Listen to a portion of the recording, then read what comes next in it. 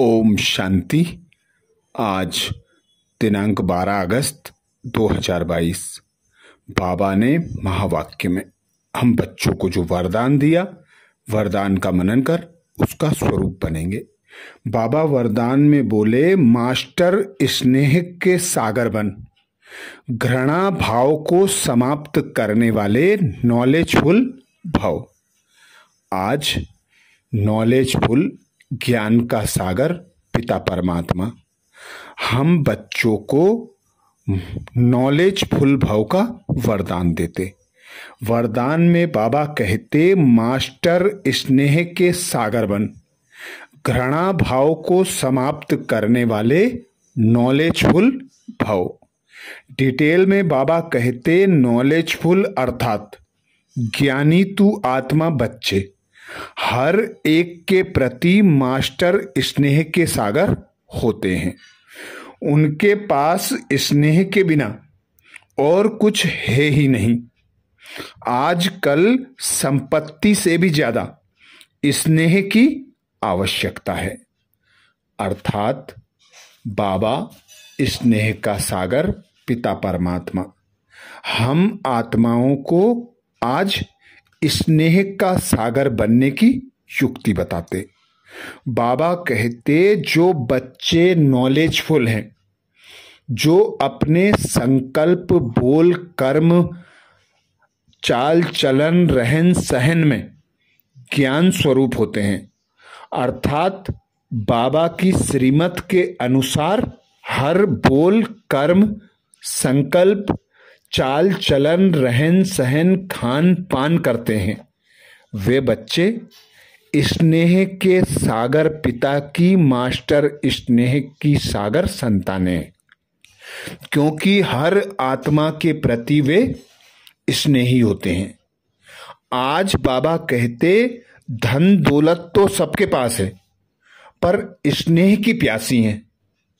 तो हम चैतन्य आत्माएं बाबा की ऐसी सपूत संतानें हैं जो हर आत्मा को कुछ ना कुछ देने की निमित्त बनती हैं।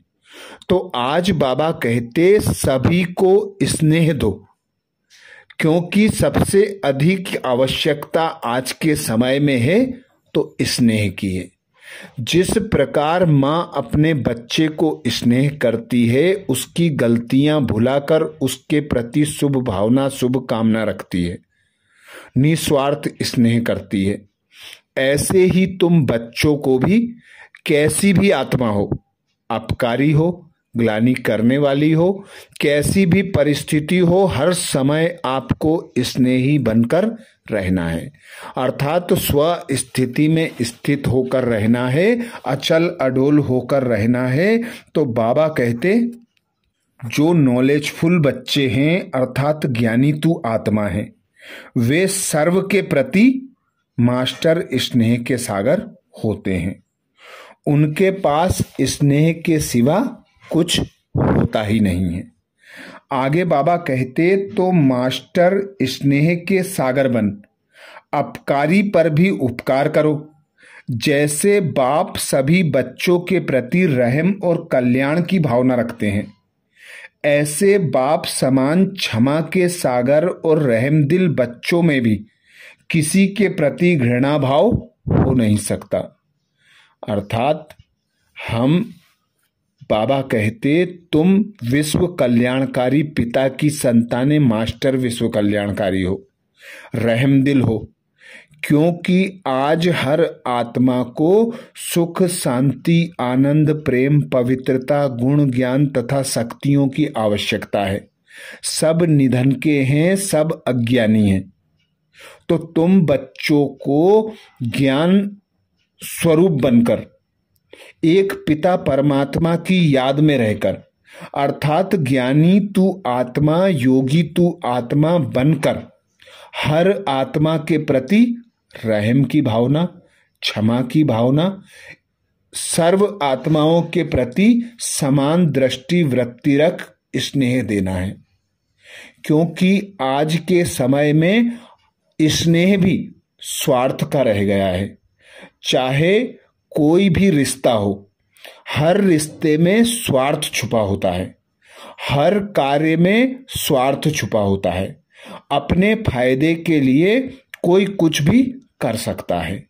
तो ऐसे समय में जब सब पत्थर बुद्धि हो गए हैं, आप आत्माएं विश्व कल्याणकारी आत्माएं हो, आप सभी को सच्चे सच्चे स्नेह की प्रत्यक्षता कराओ।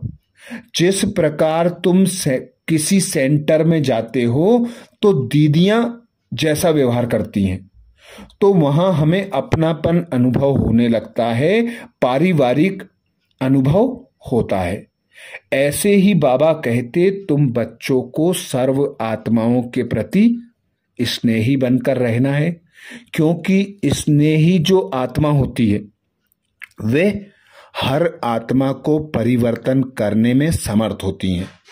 स्नेह ही सहयोगी बनाता है।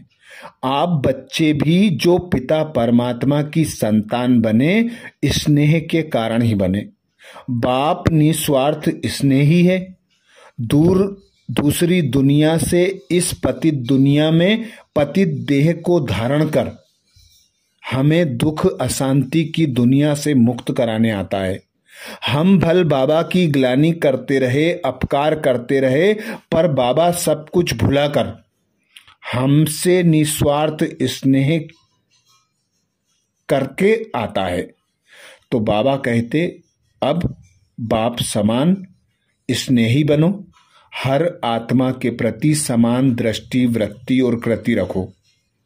भल वो अपकारी हो, भल ग्लानि करने वाली हो, भल परवश आत्मा हो, हर आत्मा के प्रति समान स्नेही भाव हो, रहम की भावना हो, क्षमा की भावना हो। तब कहेंगे नॉलेजफुल स्नेह के सागर बच्चे। स्लोगन में बाबा कहते, हदों को समाप्त कर बेहद की दृष्टि और वृत्ति को अपनाना ही यूनिटी का आधार है। हदों को समाप्त कर बेहद की दृष्टि और वृत्ति को अपनाना ही यूनिटी का आधार है। बाबा बेहद का बाप हम बच्चों को बेहद का सुख देने आता है, बेहद का मालिक बनाने आता है, हद के संबंधों से, बंधनों से मुक्त कराने आता है।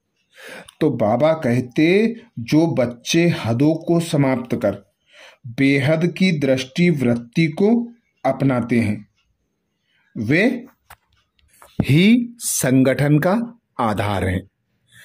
आज बाबा ने महावाक्य में हम बच्चों को जो मुख्य सार सुनाया, सार का मनन करेंगे। बाबा कहते, मीठे बच्चे, बाप का फरमान है, देही अभिमानी बनो, पवित्र बनकर सबको पवित्र बनाओ, निश्चय बुद्धि बन बाप से पूरा वर्षा लो।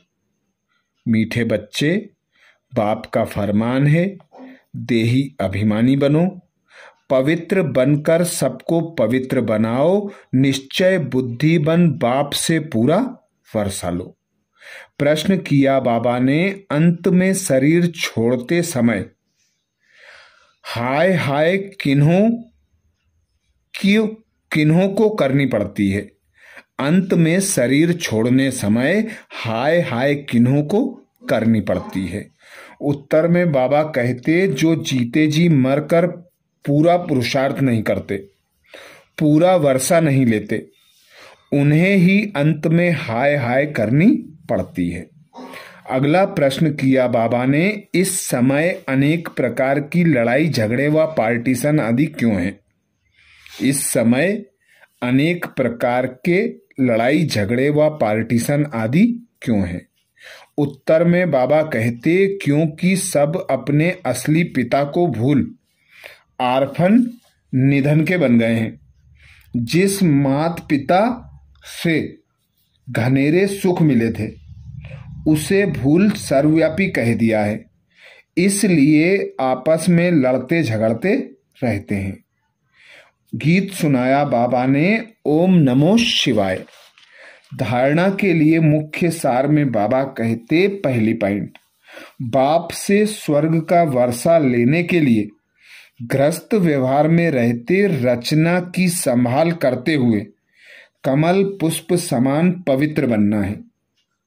बाप से स्वर्ग का वर्षा लेने के लिए गृहस्थ व्यवहार में रहते रचना की संभाल करते हुए कमल पुष्प समान पवित्र बनना है।